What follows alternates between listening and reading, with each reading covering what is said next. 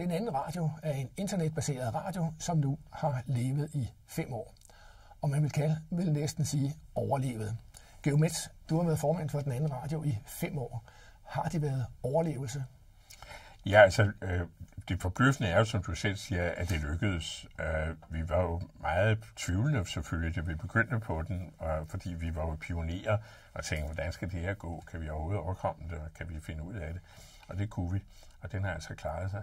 Men jo på trods af mange odds, blandt andet de økonomiske, det er jo det, vi så håber på med den nye medieordning, der kommer, at vi på en eller anden måde kan få en indplacering, fordi vi netop er nyskabende og var de første på markedet med en public service, kun netbaseret radio. Men netop en af de ting, som den anden radio arbejder med, er kulturformidlingen. Er det noget, der ellers mangler? Ja, det synes vi jo, fordi vi synes, om ikke andet, så er vi et supplement til det udbud, der ellers er, fordi vi tager public service ret højtideligt, altså at det skal være ordentligt, det der bliver lavet, og at det ikke nødvendigvis ikke også skal stille krav til dem, der hører det. Altså at man må godt bruge hovedet, når man hører det, vi laver. Så vi mener i høj grad, der er behov for det. Vi laver det i og for sig, fordi vi selv synes, det er vigtigt. Der er nogen, der mener, eller tror, at det var en protest mod Danmarks Radio og Danmarks Radios svigtende kvalitet. Det er det egentlig ikke. Det var mere, fordi folk ville lave det her. Og mange af dem har selvfølgelig baggrund i professionel radio. Det har de alle sammen. Og fra Danmarks Radio. Det var jo dengang, eller for mange år siden snart, det eneste sted, man lavede radio. Og nogle af de ældre kom jo derfra. Men det blev en radio i egen drift og i egen respekt for mediet, det vi lavede. Netop mediet, internetbaseret. I har været på internettet i 5 år nu. Har det også opfyldt forventningerne til et lytterunderlag, som er interesseret i netop ikke at tage det på en FM-radio eller en bilradio, men skal være på nettet? Altså det er svært at sige, fordi det har vi har vanskeligt ved at lave undersøgelser for at finde ud af, hvordan er spredningen egentlig. Det er ret dyrt at lave sådan noget. Det er mere fornemmelser, vi har. Men det er også sådan på forventet kommende teknik, fordi de nye biler, der kommer på markedet, deres bilradioer vil være, eller deres udstyr vil være til netradio. Det vil være mere og mere almindeligt, hvor man egentlig ikke spekulerer over, hvilket, om det så må sige, medie man vælger. Det er mere de ældre, også ældre, der stadigvæk går hen og trykker på en knap i køkkenet, når vi skal vaske op og høre et eller andet radioprogram, der er indstillet på noget bestemt på en radio. Men mere og mere almindeligt bliver det jo, at man har anlæg, der går over computer og iPhone og hvad det nu er. Geomets, på lokalmedierne, der har man haft et begreb, der hedder græsrødder, og på internetmedier kan man vel også godt sige, at den anden radio var en græsrodsradio. 5 år er man så kommet over afprøvningen? Ja, det synes jeg. Altså, det har den egentlig aldrig været i den forstand, fordi mange græsrodsradioer er jo også lokale, altså meget lokale, med nogle bestemte emnekredse. Men vores har jo haft det særpræg, at den jo har ifølge sagsnatur, når den er netbaseret, er landsdækkende, for ikke at sige, den dækker jo hele verden, hvis man klikker ind på den. Altså ligegyldigt hvor man er, har man adressen, den 2 radio, så kan man jo komme på den. Og det vil jo så sige, at den er nok en udradio, eller hvad kalder vi det, hvad kalder du det? En græsrodsradio. En græsrodsradio, ja. Det er noget, der vokser nedefra. Ja, det er jo ikke nok, fordi de folk, der lavede det sådan set, voksede nedefra. Men det var jo som sagt alle sammen professionelle folk i forvejen. Det var jo ikke folk, som skulle eksperimentere sig frem til noget, eller prøve at finde ud af noget. De kunne lave radio i forvejen. Og mange af dem er jo journalister også. Ja, for Geomets, en af de ting, som den anden radio har formået, det er at tiltrække unge mennesker, som vil lære at lave kvalitetsradio. Det er i hvert fald det med indtryk, man får, når de unge kommer her i huset. Har I også formået at holde den der kvalitetsradiokoncept?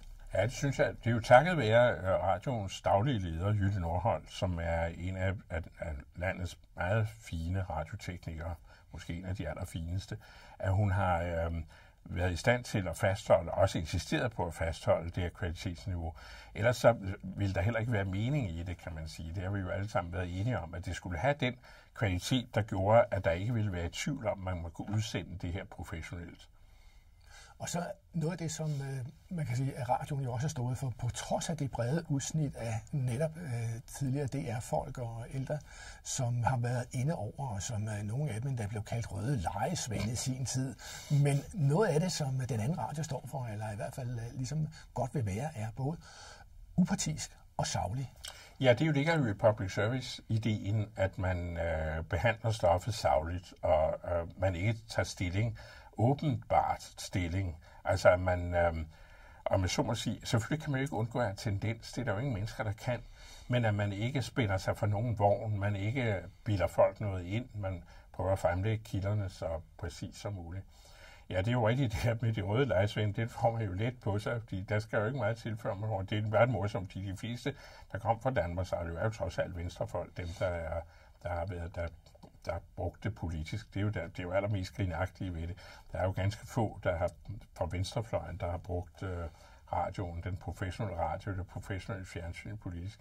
Og det er der så ingen, der gør her heller, fordi det er et af udgangspunkterne for det. Altså, egentlig har man den forestilling, når man den har jeg selv altid haft, at hvis man arbejder i offentlige medier, det gælder for så vidt også den anden radio, så er man faktisk afskåret fra at agere politisk, i direkte forstand i hvert fald. Det synes jeg ikke er helt rimeligt at gøre i hvert fald. Du har selv din egen klumme Intermezzo i den anden radio, hvor du på forskellige vis revser lidt omkring, hvad der sker i samfundet. Har det været med til at måske også at bibringe dig noget, at du skulle udtrykke dig på den her måde? Nej, egentlig ikke, fordi nu har jeg jo før i tiden har jeg jo beskæftiget mig meget med elektroniske medier, og så kom jeg på Information, hvor jeg blev redaktør, og så var de så høflige at bede mig om at blive skrivebladet. Og den der Intermezzo, du taler om, det er faktisk den artikel, jeg sender hver dag, eller hver uge, jeg skriver hver uge, den klumme, jeg skriver hver uge i Information, den kommer så også ud på den anden radio, når den har været offentliggjort i Information. Til sidst lige rundt omkring netop fremtiden, fordi for 5 år siden, der startede den anden radio som internetradio, muligvis med udsigt til, hvad der kunne komme på den side, også i forhold til lovgivning og medieforlig. Nu ser det ud som om, efter 5 år, at der er ved at blive lavet et medieforlig, hvor internetbaserede medier, herunder måske den anden radio, kan komme ind under. Er det fremtidens scenarie nu at se, at nu bliver det ligesom også værdsat og taget med i medieforhandlinger? Ja, jeg vil jo se bjørnen, før jeg tager hatten af. Ikke? Altså, der har været så mange skuffelser i den her i den medieudvikling, der har været, og lige for tiden risikerer vi med den anden radio at havne mellem 2 stole, fordi der er ikke rigtig nogen, der har taget højt for den her mulighed. Det ligger den mellem de store bladhuse eller egentlige lokalradioer. Og der skal vi forsøge at mase os ind imellem de to, og på en eller anden måde få fordele det her. Fordi vi mener, at vi er et rimeligt og ordentligt supplement til den øvrige public service, og vi måske på mange måder opfylder mere end det eksisterende public service i det, vi laver. Så vi håber jo på, at kulturministeren og forligspartierne indser, at det er rigtigt at tilgodese det her, fordi vi kan ikke leve uden økonomisk støtte, ikke i længden. Det er nok helt sikkert. Men vi kan derimod med en eller anden form for støtte godt finde ud af også at lave en forretningsmodel ud af det her. Fordi tiden er jo nok løbet fra, at man udelukkende laver sådan noget som det her på offentlig støtte. Man må også på en eller anden måde bringe sig i en forretningsmæssig balance eller overensstemmelse med markedet. Hvordan det skal gøres, det er for tidligt at sige, men jeg har det overbevist om, at vi godt kan finde ud af en eller anden blanding, der gør, at det tilskud, der skal til for at opretholde den og for at videreudvikle den, også som arbejdsplads og som uddannelsessted for unge, det vil være muligt. Og så gør det jo heller ikke noget, hvis der sidder almindelige mennesker og private mennesker, der godt vil yde støtte til den anden radio. Nej, det vil jo være vidunderligt, og vi har jo indtil nu levet af fondsmidler og andre former for tilskud af den art, altså sponsorater, det er jo meget begrænset, men altså fondsmidler har der været. Og det er givet, at hvis man har en offentlig støtte i ryggen, og en offentlig anerkendelse i ryggen, så vil den slags flyde nemmere.